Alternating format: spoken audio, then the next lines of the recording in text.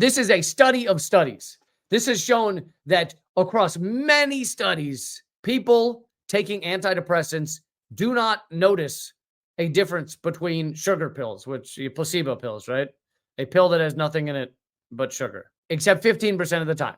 Now, inevitably, whenever I cover this, someone in the chat or someone emails me or whatever and says, I had a really tough life, I was miserable, it was awful, and antidepressants make it so that I can live. I'm not arguing against that. There are 15% of people where antidepressants change their lives or for the better. Those 15% are almost all severely depressed, whereas you have, I think it's like 1 in 8 adults, if I'm remembering that number correctly, 1 in 8 adults in America take antidepressants or have taken them. 1 in 8 adults. The vast majority, it is not doing what they think it's doing. We've been told by Big Pharma over years and years, decades, right, that antidepressants, the reason you're depressed is from a chemical imbalance, right? That's the words they use, chemical imbalance, serotonin, reuptake inhibitors, those kind of things. Chemical imbalance. It turns out that Big Pharma made up the idea of chemical imbalance. This doesn't mean you aren't depressed or people aren't depressed. It just means the idea that your depression is caused by a chemical imbalance was made up. They just made up that term. And the truth is, they find that in many, many, many studies, the actual cause of depression is, wait for it, shock, life events. Life events are often what cause depression. If you have severe, severe depression, 15% of the time, these antidepressants can help you. But what they do is they basically limit all emotion. So you don't have the highs, you don't have the lows, which if you're severely depressed, then not having that low can be life-saving, which is those 15% who it works for. We've been lied to by Big Pharma about how these work for years and years, and they're continuing to do it. Now, the FDA is being sued by people. Antidepressants have been prescribed to millions of people and have a hidden side effect that is worse than death. And they're kind of joking, but the hidden side effect is that it has permanently ruined their sex lives.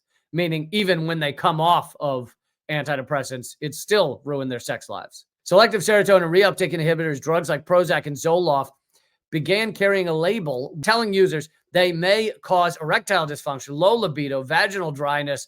You know, vaginal dryness, by the way, on a man is really, it's just, it's not a fun thing to have. If you're a man and you end up with vaginal dryness, it's the worst. Anyway, trouble orgasming only after they put the labels on only after patients began complaining of sexual side effects to doctors in the 80s and 90s. I don't think they mean they were aged 80 and 90. I don't think it was a lot of sexual, complaints among the 80-90 group. I think they mean 1980s and 90s. But thousands of former patients say they have been left completely asexual, numb below the waist, unable to enjoy sex or sustain romantic relationships. Some patients have even experienced shrinkage of the genitals.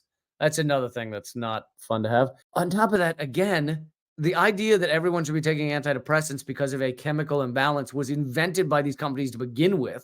So then they're also lying to you about the side effects because they want everyone on these pills for life. For life. The real reason, again, a caveat, I'm not talking about the 15% that they help, but the real reason that most people are depressed is this fucking garbage society we're in. We're in a society that forces you to go work at a job you hate all day, every day, then to go and be atomized into a little apartment or a tiny house. They are separated from the world and the people that we should have been taught from day one how to interact with and how to engage with and how to love each other and how to be a part of. And then guess what? If you're taught that from day one, you don't end up with all this social anxiety, which I know a lot of people have. And I'm not saying I've never had it, but I'm just saying, like, we could be raised in a culture that is far better for human life and for human enjoyment and passion. You get to exert your creativity and your real joys. And instead, we get this shitstorm. And people go, you know what? I'm kind of unhappy. I wonder why that is. And then Big Pharma goes, boom, we got the pill. This will make it better. So that's how you end up with 1 in 8 adults in America taking antidepressants. Now, America is far more taking antidepressants for 2 very important reasons. Do you guys know what they are? That way more people take antidepressants in America than, and I'm not just saying because America's worse. I mean, yes, in some ways it's worse than some countries, but no, the 2 main reasons are, 1, that America is one of, I believe, 2 countries in the world that allow direct-to-consumer advertising of prescription pills. Rexulti can cause serious side effects. Elderly dementia patients have increased risk of death or stroke. Antidepressants may increase suicidal thoughts and actions and worsen depression in children and young adults. Report fever, stiff muscles, and confusion, which can be life-threatening, or uncontrolled muscle movements, which may be permanent. Increased cholesterol, weight gain, high blood sugar, low white blood cells. Unusual urges, dizziness on standing, falls, seizures, trouble swallowing, or sleepiness may occur. When depression sets you back, keep moving forward. Because guess what? Ads work, right? It's a $1 trillion a year industry. If ads didn't work, they wouldn't do them.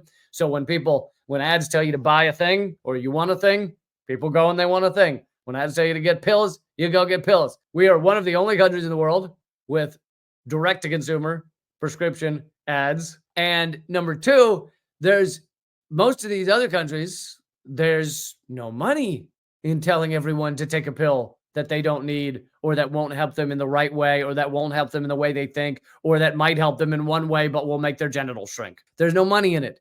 The big money is in the United States, where healthcare makes a lot of people a lot of money because we don't have universal healthcare. The only advanced industrial country without universal healthcare, or at least some form of it.